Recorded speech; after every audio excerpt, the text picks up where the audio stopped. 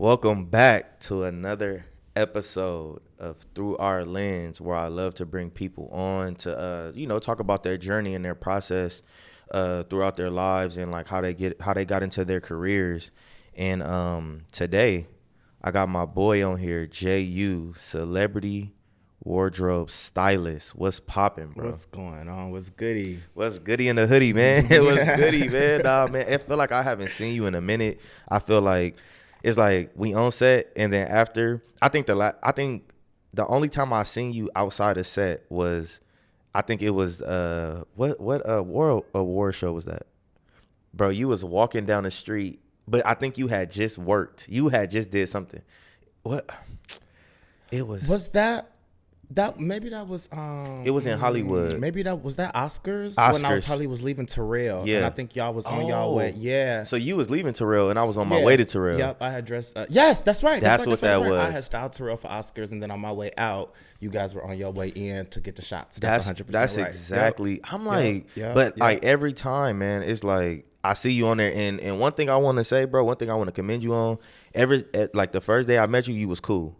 First day I met you, you was a solid individual. You and Destiny clicked. Oh, like homie. y'all was already. What's up? I think the first day we met you was Coco's birthday, right? Yeah, legit. Yeah. That's what I was thinking. Yeah, the first no. time of not working was actually Coco's birthday. Coco's birthday. Yeah. And that's yeah. when you and Destiny, y'all like hit it off. Y'all was like, y'all just locked in. Oh, And then ever since then, I think the only time I seen you was probably like Oscars week when we wasn't like I was on my way to work and you was leaving. Yeah. But that's crazy, bro. How have you been? Man, great. I can't complain, man. That's good. That's good, man. So like tell the people like where you from?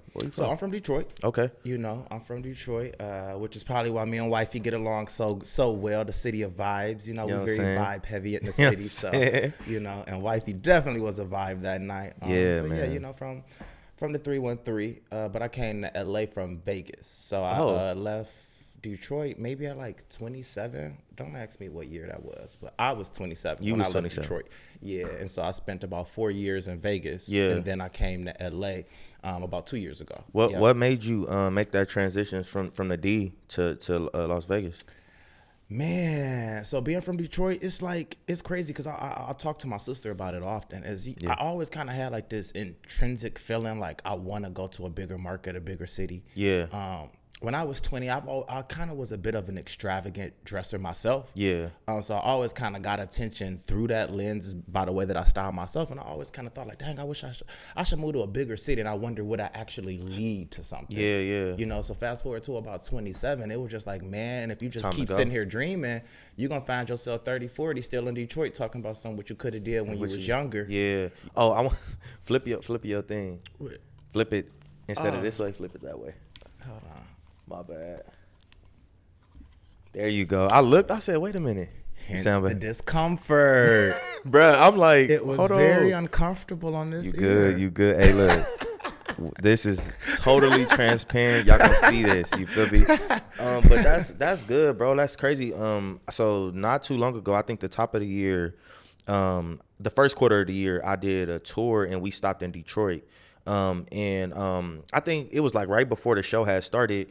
I was sitting down eating like lunch, I think they had, and one of the workers, I guess she was from there, but I heard him talking, and then I end up like chopping it up with him, and it was like, where you from? And I'm like, oh, I'm from South Central LA. They like, oh, you sound like you from here.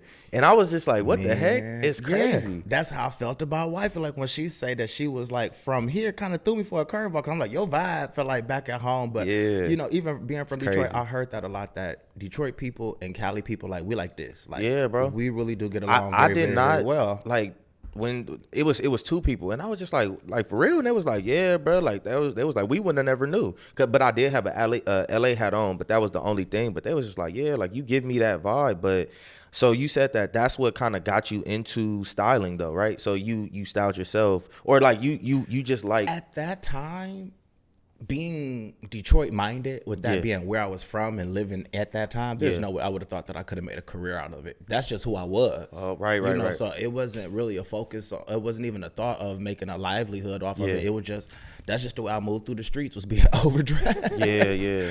You know what I'm saying? So I just had the desire to move to a bigger market to kind of see what the attention of how I dressed myself. To see what that attention would lead me. Like, would I meet people that would inspire me to kind of double down on what I actually wanted to do. But at that time, I literally had like no clue. I just wanted to go somewhere and see what stuck. That's dope, bro. Like every person that me and Destiny meet, whether it's on set or whatever, like even my mentor in photography is from the DMV. Like he's not like nobody that we know is from here. It's not the best. You know what I'm saying? It's crazy, bro. Like it's like everybody come from somewhere else, but like I just love to hear y'all stories because I'm not gonna lie, like some of us, I ain't gonna say all of us, but some of us, man, like the people that are from here, we get comfortable. And it's like we see y'all and y'all just after it. That's funny. I hear that a bit because my barber who actually cut my hair is from LA. Yeah. And he says that a lot. He say, man, it's like y'all come here with like tunnel vision and hit the ground running. And I believe he's actually from Inglewood. And yeah. So he was like, where he from? I never even had, it was very rare that I even came to LA. I would stay in Inglewood. He's like, we don't come. They don't out come this way. Yeah, it's like a box. Yeah, like that's what box. he was saying. Yep, it's that's just what like he was a box. saying. He was like, y'all come right to the hot spots, get the grind in, making some of y'allself, and we looking networking. Bruh, I'm talking about coming up. So growing up, I lived in Compton, and I remember as a kid, my old best friend, his dad used to always go to LA. So this is LA, right? But in Compton, I couldn't even fathom what LA looked like. I thought LA was a different world as a kid. I was like, he like, oh, I'm finna go to LA to work. And I'm like, dang, that must be a dope place. Like whatever that is like, I've never seen LA until, so long story short, I was in a foster home, moving with my aunt. And then my mom got better because she was on drugs, got better, moved with her. She lived in LA.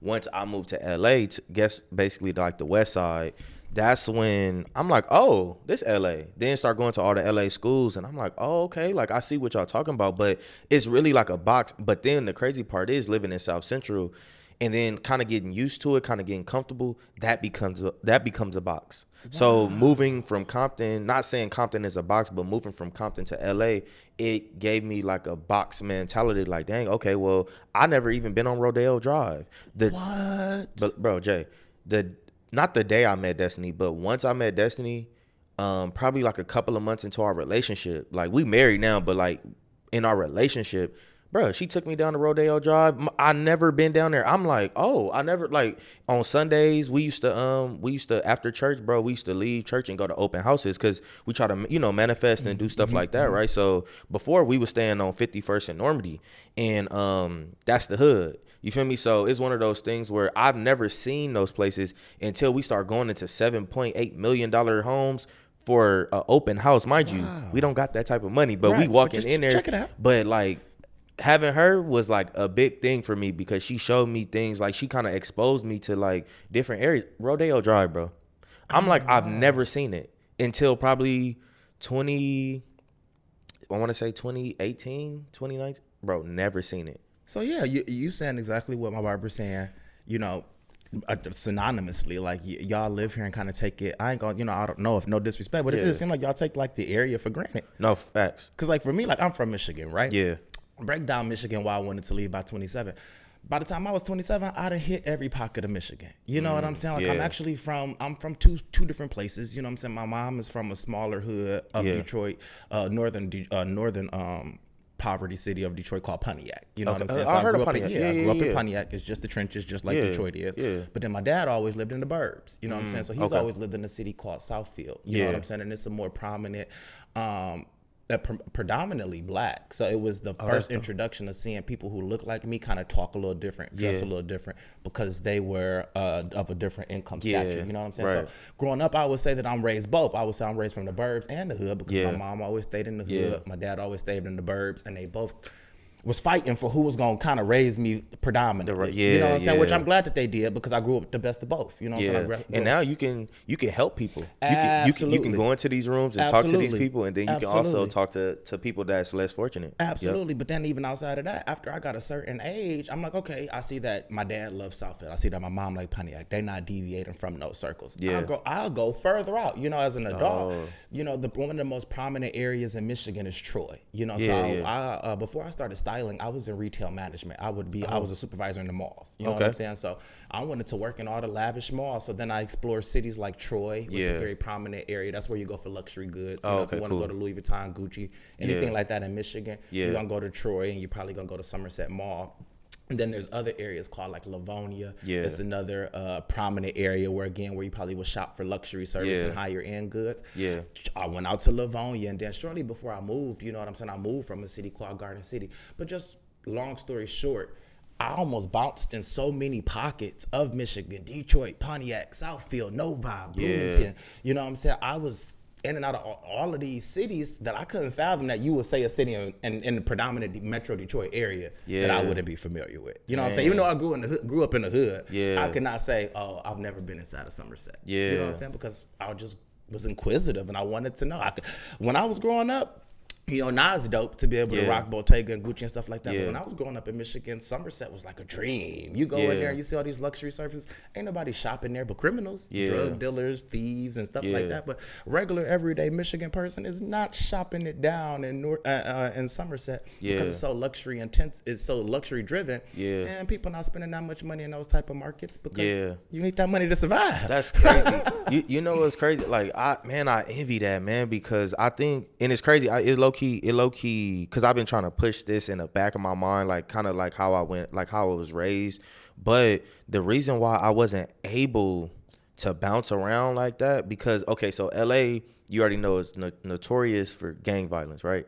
So I'm gang affiliated. So coming up, I don't know why I didn't remember that, but like coming up, the reason why you stay in your pocket is because you can't necessarily go over there. It's not necessarily safe. Yeah, like Inglewood is nice, but it's a blood area. You feel me? So a lot of people don't go over there because, people can go anywhere they want to go, but if you kind of want to like stay safe and stay out the way, you don't go over there because that's out of bounds or whatever the case may be. But I think because like I said, like where I'm from, can't change it, won't ever change it. Like I am who I am. But it's one of those things I'm not who I used to be. So like my mental changed, but that's why I'm able to bounce around now. Like once she kind of showed me like, hey bro, like you can do that. Like you can go over there. You don't got no limitations. Right. I think that's what freed my mind. The first time I ever got on a plane was me going to college, me going to Idaho.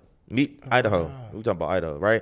Me going to Idaho, that was my first time on a plane, and ever since I met her, we done went out of the country. So it's kind of like refreshing to hear what you saying, because like you got the opportunity to just like, oh yeah, like okay, my parents are from here, but I want to go see about that. I want to go work over there. I want to, like you was able to expand.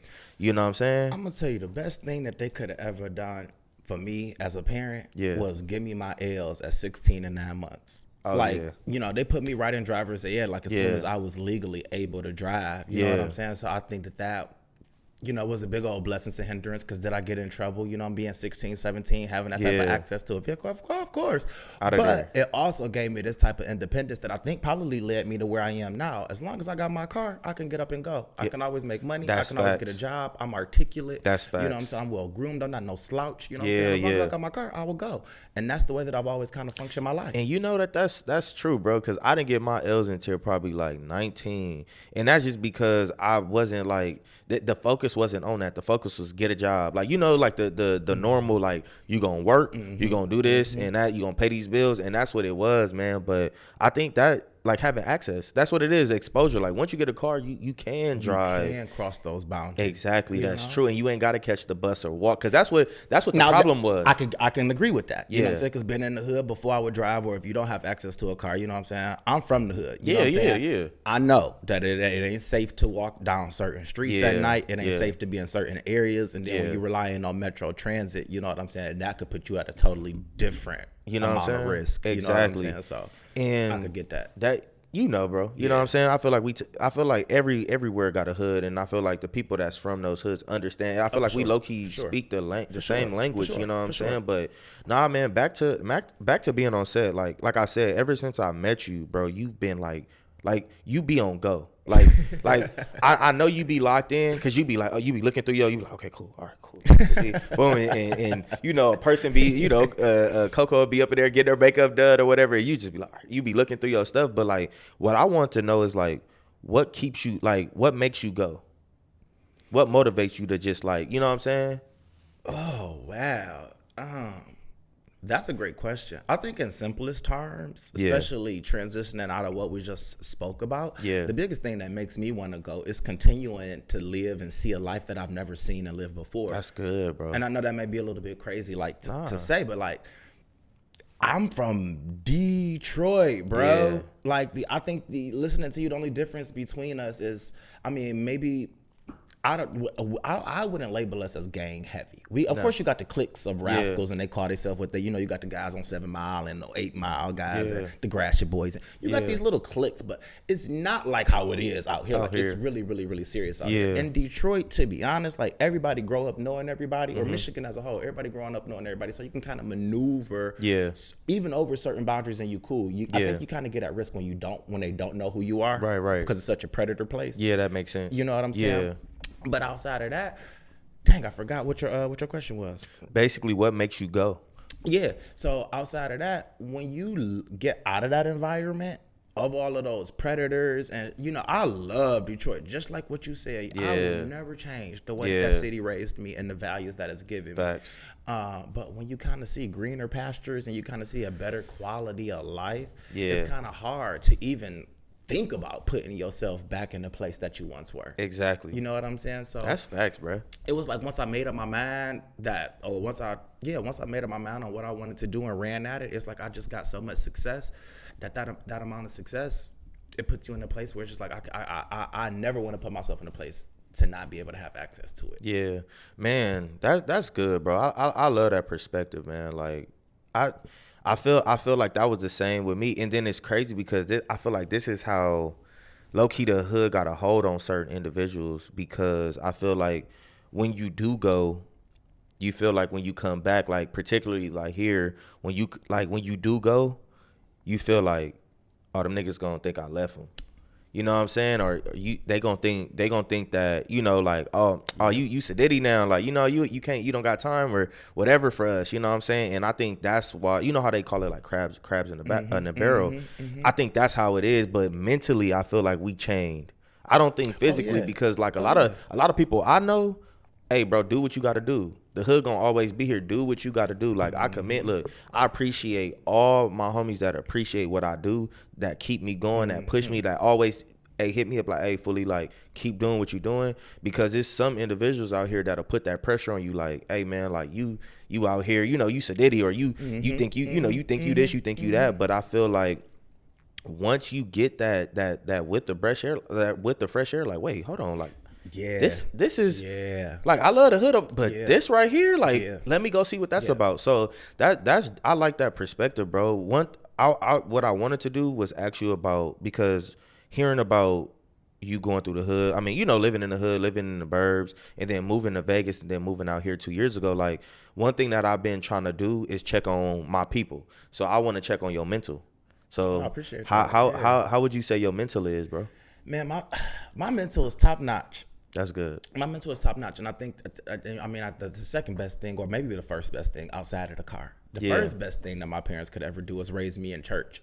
That's good. You know what I'm saying? So I'm a man of religion, and even if I don't go to church every Sunday, just the way that I was raised, I think it just kind of it hides this light in my heart that just forever burns. So like, literally, no matter what happens to me, and anybody knows me knows this to be true, I'm not a pessimist. I'm always an optimist. Yeah. Like, if anything crazy happens to me, I'm not one of those people that think it happens to my detriment. Yeah. I'm one of them people like, okay, there's a message in this some way. It's a lesson. Somehow a message, a lesson. You know what I'm saying? And it's meant for me to take it from it. You know what I'm saying? So let me be still until I know what to take from this. You know what I'm saying? And not try to be too emotionally reactive. Yeah, bro, that's that'll blindside you. That's good, bro, because I feel like a lot of us aren't able, well, not able, a lot of us don't put ourselves in a position to be still. No. We got to react. As soon as something happens, we got to say something. We got to do something. We got to question it. That's good, Jay. Sometimes if you don't know, just be still. That's true. Just chill. That's true. Because I genuinely believe that all answers come in due time. Yes, you know what I'm saying? That's facts, bro. Yeah. You got the answers. Hey, he got the answers, bro. I knew this man was wise, bro. Like I feel like I had a conversation. Who did I talk to? It was somebody on. I forgot who we had on, and I'm gonna take that back, bro. Everybody for this second season that I have brung on here, I have clicked when I met them. And you was one of those people, but like, bro, you so alike minded, bro. Like I always say, like, man, like I always be like, dang, maybe I'm just too optimistic because like I don't like. It's like, okay, cool. Let me assess what's going on. Okay, cool. So this happened. Okay, this is not to hurt me. This is not to kill me. This is to make me better. Yep. And and the reason why I think like that, as far as like, man, maybe I'm too optimistic, is because it's like sometimes I be thinking like, wait, should I think the other way? You know what I'm saying? Because you got people around you that like once something happens, they down. Mm-hmm. You know what I'm saying? It's like, but when something happened to me, I'd be like, all right, cool. Let me, like how you said, let me sit. Like, bro, I'll be sitting up in here. I'll look outside the window and I'll be like, okay, what am I supposed to do? 100%. It's crazy, bro. 100%. I just wish a lot of people did that because, you know, we hear about a lot of tragedies and stuff like that. And I feel like if we just give ourselves some time. Agreed. I wish there was more people like that because I would love to have more friends like that. Yeah, bro. Because sometimes when you step outside of that, you know what I'm saying? Because we all human. We all, you know what I'm saying? Sometimes you deviate from the way that you normally think. Yes, yeah. It would be refreshing to have a village around you that share that same perspective, who not always so quick to give advice, but to have a friend and just say, you know what? Maybe you need to chill, bro. You don't need to think about it too hard right now. Maybe you need to chill and just let it come to you as it's supposed to. Bruh. And you know what, though? That's crazy because I feel like that's what position I was in probably like 2 years ago. Mm-hmm. I was able to like kind of separate. This is how I think. In order to elevate, you got to separate, right? 100%. But I feel like I was separated, and Destiny know I had plenty of nights where I'm like, dang, bro, like where all my people go? Like, mm-hmm. But in being still, people would start coming into my life, and the people that was coming into my life are the people mm-hmm. that you were exactly explaining. Like, I wish I had a village. I wish I had a core mm-hmm. foundation of people that can be like, hey man, hey, maybe you just need to mm-hmm. chill, you know what I'm saying, pray about it or whatever. And those people came, bro. Mm-hmm. That's crazy that you said that, because that's a real thing. I feel like that's gonna come 100%. You got me and Destiny. Like I'm not saying that just to say we got on cameras and all like that, but like we real individuals, and to me, genuinely, you feel like a real individual that need that type of people around you. You know what I'm saying? So I'm letting you know, like, you got us. I appreciate that. Because I genuinely do. Because I feel like I forgot her name. She was a photographer. Her name, she go by Legendary.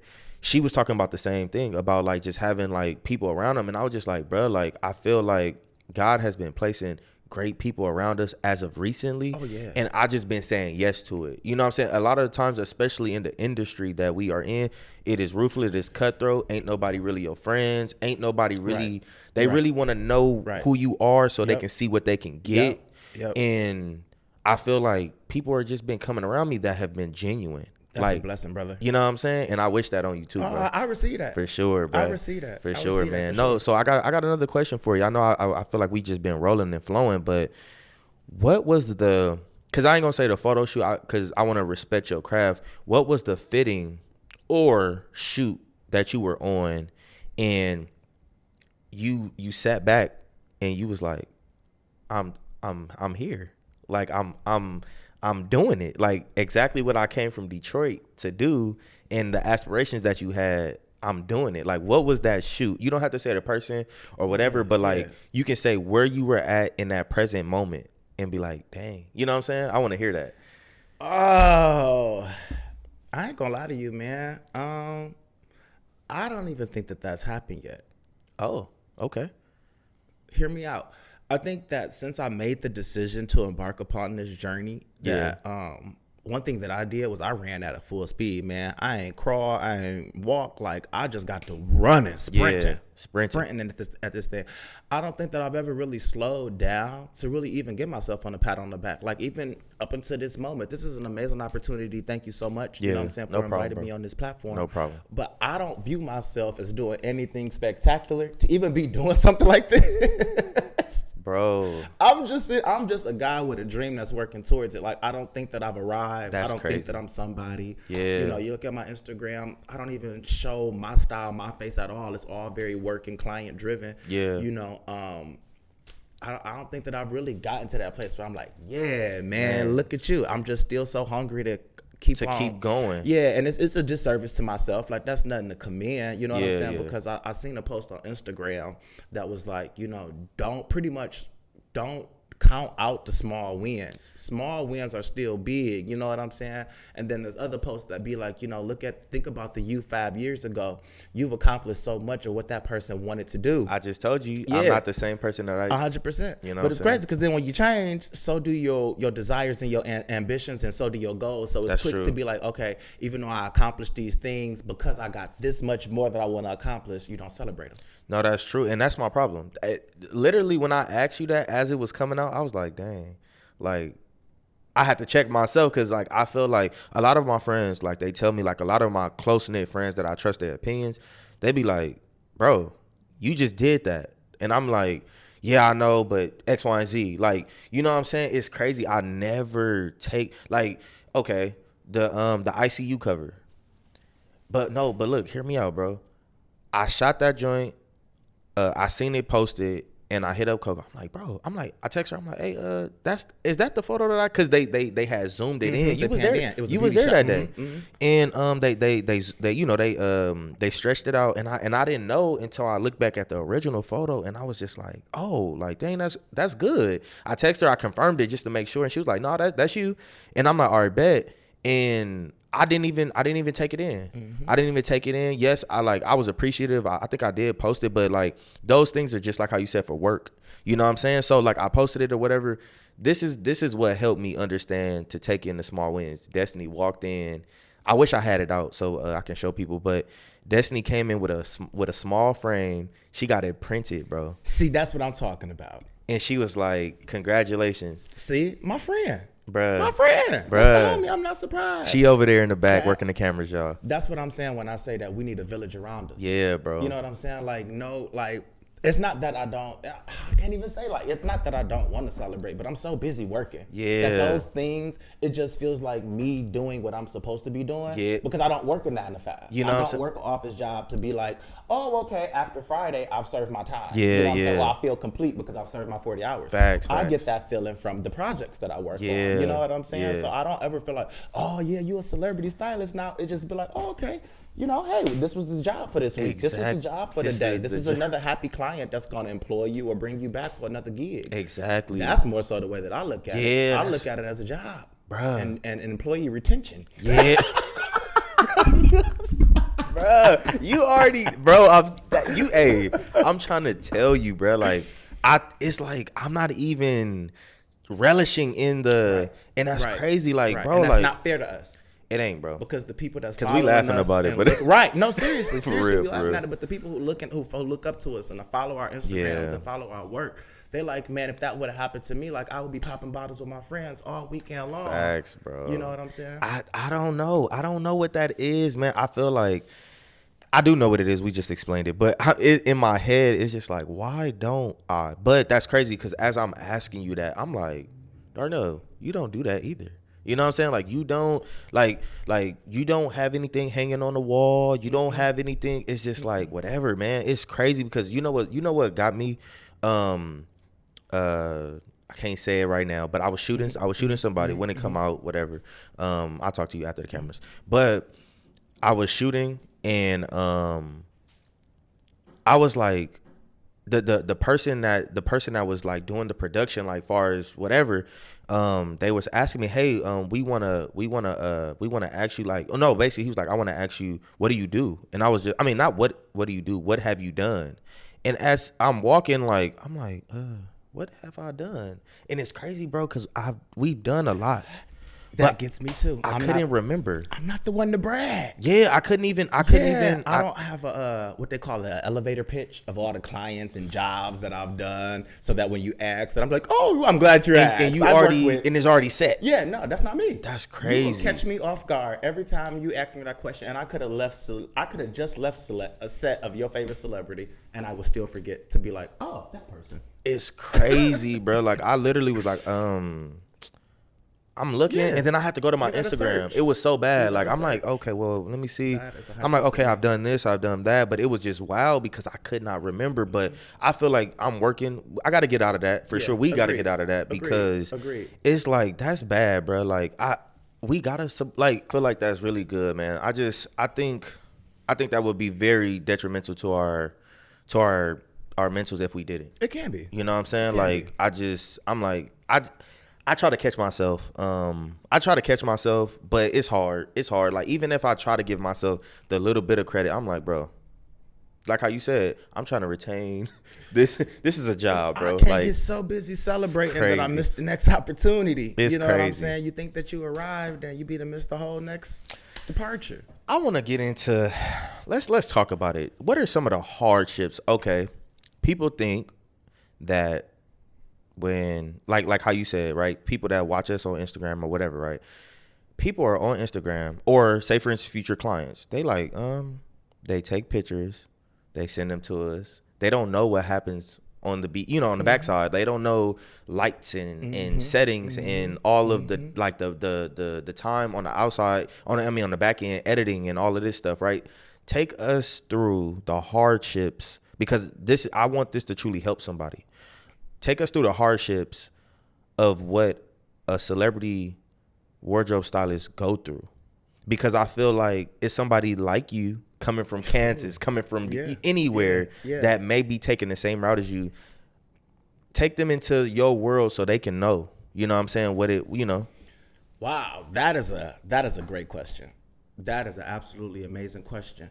And I would say some of the I won't even say hardships. I'll say what they don't tell you about being a stylist, right? Because you look at it and it look like a glorified job. You just put celebrities in these cool clothes. Facts. They promote you, they tag you, and you hang out with celebrities. Like, who wouldn't want to do that? Yeah. But the things that you don't know, like, it takes a lot of education, in the sense of you need to know styles, silhouettes, colors, and shapes that's trending and that's going to be flattering for whoever you're working with, female, male. Yeah. And there's no set path to that. You know what I'm saying? So some of the more difficult components of the role is navigating what somebody is actually going to look best in. You know what I'm saying? You can't turn somebody necessarily into yourself. It ain't necessarily because I would wear this, I'm going to put it on that. Right. Put it on them. We have different bodies. We have different tastes.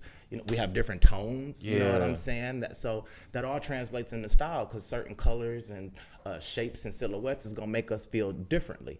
Dang. You get what I'm saying? So there's a psychology in just being able to look at a body type to say, okay, this is an apple shape. This is a pear shape. This is more ovular. This is more rectangular. And these are the tops, pants, and dresses and silhouettes that's going to be most flattering for that figure. Yeah. Then following that up, like I said, is color knowledge, to know what colors is going to be most complementary on what skin tones. Some colors will flush a client out. You can't be so committed to, oh, this is my favorite color, I'm gonna put so and so in that. Then it just don't look good on her. That's crazy, bro. So would you say that you are your brain is always, bro? Dang, it's always on. Always thinking, because all of that you can double down on. Like, I may say, oh my God, for some reason I keep seeing denim. Now I want to double down on what shape within the textile of denim would I want to execute. Oh, am I seeing a flare? Am I seeing it skinny? Am I seeing it distressed? You know what I'm saying? Then I can double down within that. Oh, I'm seeing a flare. It's taking me 70s. Now I want to add in color. You know what I'm saying? So it's just literally knowing what works for that client, and then doubling down on ideas. And then after you move past that, what even gets, what I guess this is difficult, is knowing who to call to get what you need. Because anybody can come up with great ideas. Anybody can Google or copy great ideas. I can pull up a style board from Pinterest. Yeah. But if I don't know where to get those clothes, or, you know what I'm saying, I don't know where to get the accessories to complete that look that I'm trying to copy, you're gonna fall flat. You're gonna fall short, and that's where you get the whole what she ordered versus what she got. Look, listen, y'all. For the people, his future clients, this is what is going through this man's mind before he even grabs y'all clothes. He is already thinking. So please remember to know that it's a lot of work that goes into this, man. Yeah. Like, he is working before the work even starts. Oh, yeah. Like, bruh. Oh, yeah, for sure. That's crazy. For sure. Because once I get that interest, once I know that I have a new client, the first thing I'm doing is looking at your Instagram to understand that body. Because I already know when I start pitching my ideas have to be, the anchor of my ideas have to be rooted in what's going to be best for you, not necessarily what's best for me. That's good, bruh. Because I feel like me and Destiny, we talk about that, like, all the time, especially just in the, in the lane that we in. And like, we like, dang, okay. Like, I forgot where we was at. And Destiny, matter of fact, we was in the mall. We was at the Fox Hills. And we were in Ultra. Her sisters, they was like buying stuff for Christmas or whatever. And you know how they be having, they take pictures of people's faces and stuff like, models and stuff. And Destiny was just like, look at this. She was like, they could have did this and they could have did that, but like, we already in editing in photo mode. It's just like, all right, yeah, it never cuts off. You know what I'm saying? But like, a lot of people, I don't know. I feel like the way the world is now, everything is instant gratification. So people just want what they want right here and right now, and they don't they don't really care what it takes. You know what I'm saying? Like it depreciates for them. Like, they don't really, you know what I'm saying? Like, the appreciation for it is like gone. 100%. It's crazy, bro. Like, 100%.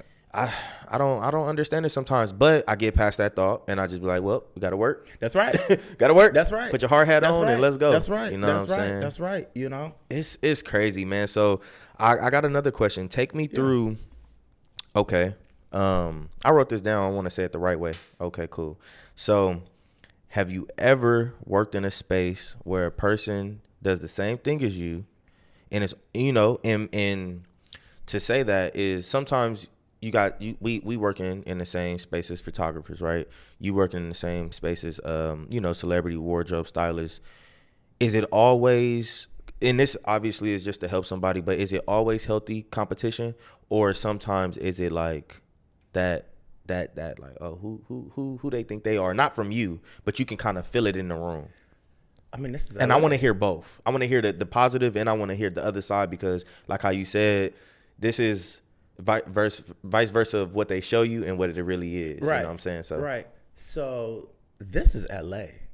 I don't think anybody's gonna ever be genuinely happy that you're doing what you're doing, threatening their territory. Everybody here, wants to be the best at what they do. You know what I'm saying? So once you become too influential, or you start shooting too many celebrities, or you start dressing too many celebrities, people start looking at you like, okay, who is this? You know what I'm saying? Because now you're taking away from other people's opportunity.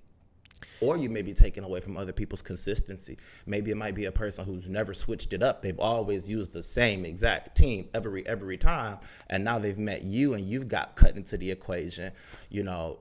I can't say that all of those people are gonna be like, oh, I'm so glad that you're among us. But what I will say is I'm at a disadvantage for answering that question, because personally, my heart is always good, and so every room that I walk in, I carry that same light and I carry that same energy. That's so good. Regardless, I'll tell you this: RuPaul said something proliferate to me, like, and I think I just butchered that articulation, but man, RuPaul said, "What you think about me is not my business."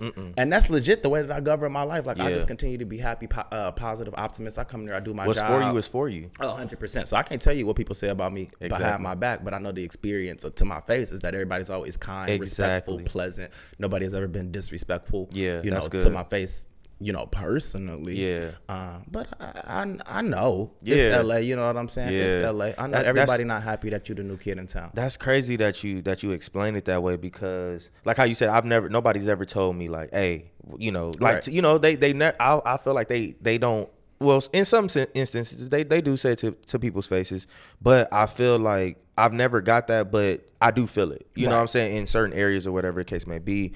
But like, I don't know, man. Like, I sit there and I'll be like, it's enough money to go around. That's genuinely how it's I feel. LA is big and it's small at the same time, but it's enough money to go around, man. And I'm gonna tell you this too. I am not a style hater. With me firstly starting off as a style enthusiast and my first love just being the love of personal style. Yeah. I absolutely love all the different stylists and what they contribute and what they do. You know what I'm saying? So as it should be. I'm never one of those people. It's certain people who I don't want to style because who they work with. That magic is so amazing. I wouldn't want to come between that. Facts. I ain't the one to be like, well, yeah, you doing it, but go ahead and slide over here so I can try to slide into the cracks. Yeah. No, if that man is already blessing you and got you looking like the brightest star in the northern sky, continue to run it up with him. Like, don't break that, because I think the biggest misconception of style is that we just give it to you. No, it's not just giving, it's a relationship. Yeah. And it's a perfectly balanced relationship. It's finding somebody who understands your wants and your desires and can articulate them outwardly. You know what I'm saying? Through apparel selection. You know what I'm saying? So it's really a relationship. And once you find that person who gets you, just like your wife, just like your husband, once you find that person that gets you, you lock it down so that y'all can run it up. Facts. All my favorite style influences, they locked in. Yeah. You know, once Cardi met Colin, boom. Locked in. Even B.